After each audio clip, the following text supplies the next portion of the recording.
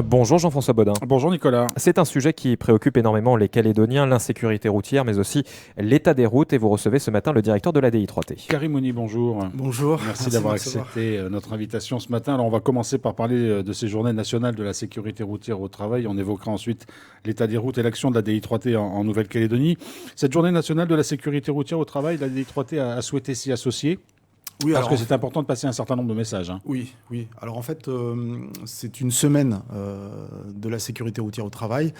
Et la DI3T, l'État et les partenaires organisent un événement le 26, donc ce vendredi 26, avec des entreprises, avec des spécialistes, avec des experts automobiles, justement pour sensibiliser le monde de l'entreprise des risques de la sécurité routière au travail, puisque c'est un phénomène qui génère également des accidents. Certes, dans une petite proportion, mais qui génère des accidents. Alors l'événement aura lieu vendredi prochain sur la place des Cocotiers avec un certain nombre de participants et de stands. C'est ouvert au grand public ou c'est vraiment pour les entreprises que c'est d'abord Non, fait c'est un prétexte. L'idée, c'est de marteler le message de la sécurité routière de manière générale parce que on aura également des stands liés à l'alcool, liés à la ceinture, des stands pédagogiques. Il y aura également des scolaires qui seront présents. Donc le but, c'est de relayer en fait le sujet de la sécurité routière de manière globale via le sujet au travers des entreprises. La sécurité routière en tant que telle, c'est une des missions de la DI3T ? Oui, clairement. On est le bras armé du gouvernement sur ce sujet-là.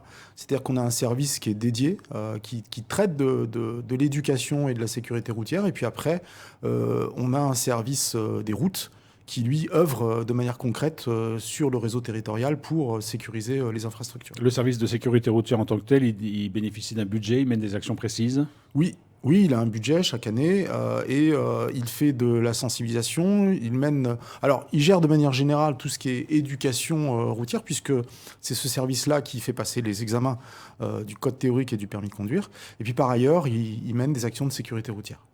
Vous le savez, en Calédonie, il y a beaucoup de gens qui regardent l'état des routes, qui disent c'est compliqué, les travaux ne sont pas faits au bon moment, au bon endroit, par les bonnes personnes. Enfin voilà, il y a des critiques récurrentes sur le réseau routier, notamment la RT1, qui est domaine de compétence de la DI3T.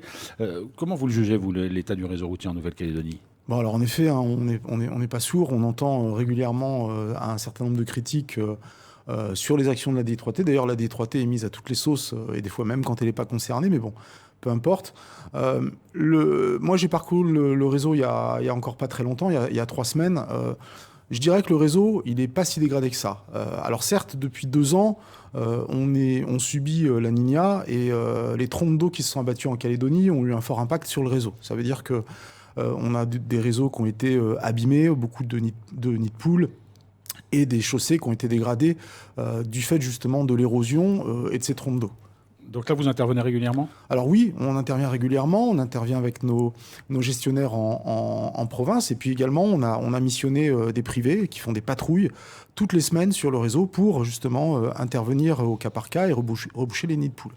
Après, de manière plus générale, on met 300 à 400 millions par an dans l'entretien du réseau. Ça veut dire fauchage, dérasement, pour que les usagers puissent circuler de manière sécurisée. Ça, c'est l'entretien, puis il y a les grands travaux qui sont menés. Alors aujourd'hui, principalement, il y a le col de la Pirogue et la grande ligne droite de Tomo qui font beaucoup réagir. Ça dure, ces travaux, ça prend du temps. Est-ce qu'on va voir le bout ? Alors, côté col de la Pirogue, je crois que le séparateur est mis en place côté nord, mais pas encore côté sud. Et Tomo, ça y est, on arrive un peu au bout, là. Alors, oui, c'est un peu long pour les usagers. Alors, très concrètement, ça va se terminer fin juillet pour Tomo et le col de la Pirogue. Donc, on aura deux chantiers qui seront restitués. Après, les usagers, il faut qu'ils comprennent que quand la DI3T œuvre, c'est pour leur sécurité. Les premières réactions, elles sont symptomatiques. Les usagers, la première chose qu'ils ont évoqué ou qu'ils ont critiqué concernant le col de la Pirogue, c'était le fait qu'ils n'allaient pas pouvoir doubler, que faisait la DI3T, combien d'argent était dépensé pour un tel projet, que c'était du gaspillage. Alors, ce qu'il faut savoir, c'est que le col de la Pirogue, c'est le site accidentogène de la Nouvelle-Calédonie, qui a fait une vingtaine de morts en l'espace de 15 ans, dont beaucoup de chocs frontaux, 70% c'est des chocs frontaux. Donc au-delà des chiffres, c'est des drames familiaux. Donc nous, l'idée, c'était d'arrêter ces chocs frontaux par un séparateur central. Donc c'est vraiment pour la sécurité des usagers. Et puis ce qu'il ne faut pas oublier, c'est que quand vous êtes sur le col de la Pirogue, vous aviez des virages très serrés, avec très peu de moyens pour vous reprendre si jamais vous faisiez un écart. Donc là, les plateformes vont être élargies.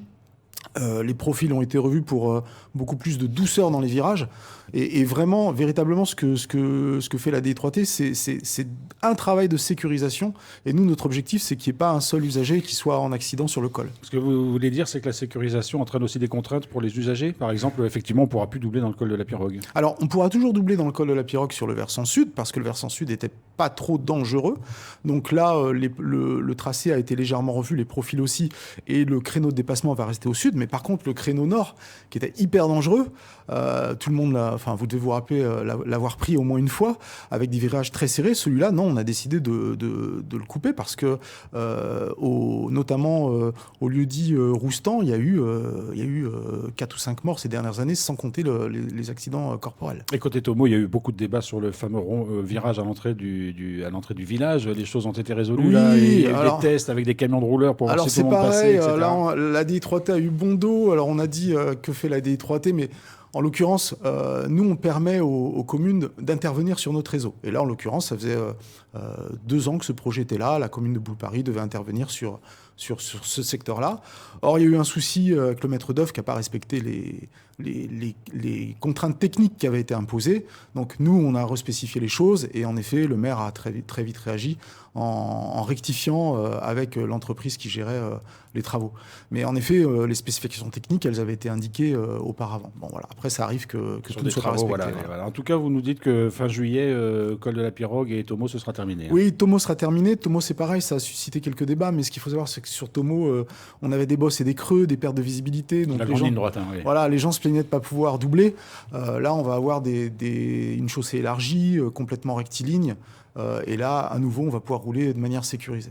Alors, l'état du réseau routier, selon vous, est-ce qu'il participe parfois à l'insécurité routière ou est-ce que les causes sont bien ailleurs ?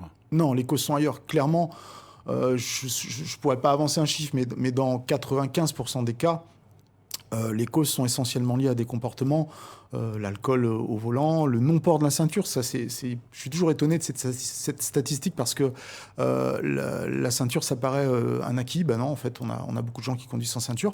Les défauts de permis, toujours, les stupéfiants, dans des proportions qui sont assez importantes. Et tout ça cumulé fait que, en effet, on a beaucoup d'accidents en Nouvelle-Calédonie. Ça veut dire que les contrôles vont s'accentuer et que la DI3T va y prendre une part particulière ?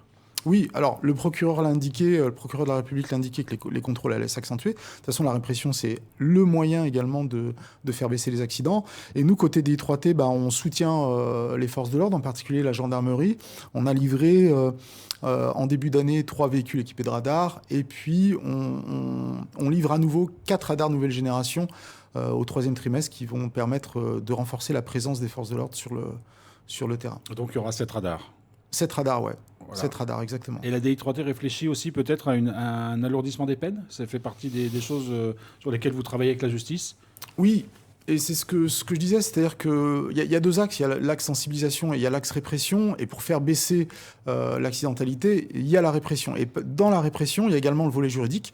Et on est en train de proposer, alors c'est sur la table du gouvernement, mais ça va bientôt passer au Congrès, une délibération, donc un texte, qui va conditionner la délivrance des cartes grises à la présence d'un permis effectif et d'une assurance. Donc ce sera un moyen en amont de contrôler les usagers. Parmi les causes peut-être de certains accidents, même si on a bien compris que les comportements personnels étaient souvent les plus responsables, et notamment l'usage d'alcool et de stupéfiants au volant, mais il y a aussi parfois la qualité des véhicules. Est-ce que sur la question du contrôle technique qui pose beaucoup de débats aussi en Nouvelle-Calédonie, les choses vont changer dans les mois qui viennent ? Alors, à moyen terme, les choses doivent changer. Clairement, le contrôle technique, comme les fourrières, c'est-à-dire le volet confiscatoire des fourrières et le volet contrôle des contrôles techniques, c'est quelque chose qu'on veut développer à moyen terme, qui a été identifié comme une clé de voûte, une clé de réussite par le Conseil permanent de la sécurité routière. Donc c'est un projet qui avait été retoqué il y a quelques années pour différentes raisons. Et on va revenir à la charge sur ce sujet-là. Même si on ne peut pas dire que dans les accidents, s'il y avait forcément des véhicules en mauvais état, de manière générale, il est quand même important que le Calédonien il puisse entretenir régulièrement son véhicule, ce qui permettra de toute façon de contribuer à l'amélioration du bilan de l'insécurité routière en Nouvelle-Calédonie. Alors, on le voit en Nouvelle-Calédonie, les comportements personnels ont du mal à changer parfois. Donc, il y a tout un travail de prévention qui est très important. Vous allez le mener avec les entreprises dans le cadre de cette journée que vous faites vendredi. Ce changement des mentalités, des comportements, ça prend du temps. Ça veut dire qu'il faut d'abord passer par la sensibilisation des jeunes générations. Il va falloir une génération avant que les choses bougent. Oui, même si c'est un peu désespérant. C'est désespérant, ça prend du temps. Quand vous voyez les réactions symptomatiques quand on fait des travaux pour sécuriser les gens et quand on voit que les gens se plaignent que ça va pas assez vite ou qu'on va les embêter, en effet, c'est bien ancré. Donc, c'est un travail qui va prendre du temps, c'est le plus long. C'est comme l'entretien des routes, finalement, c'est les deux paramètres qui sont très longs.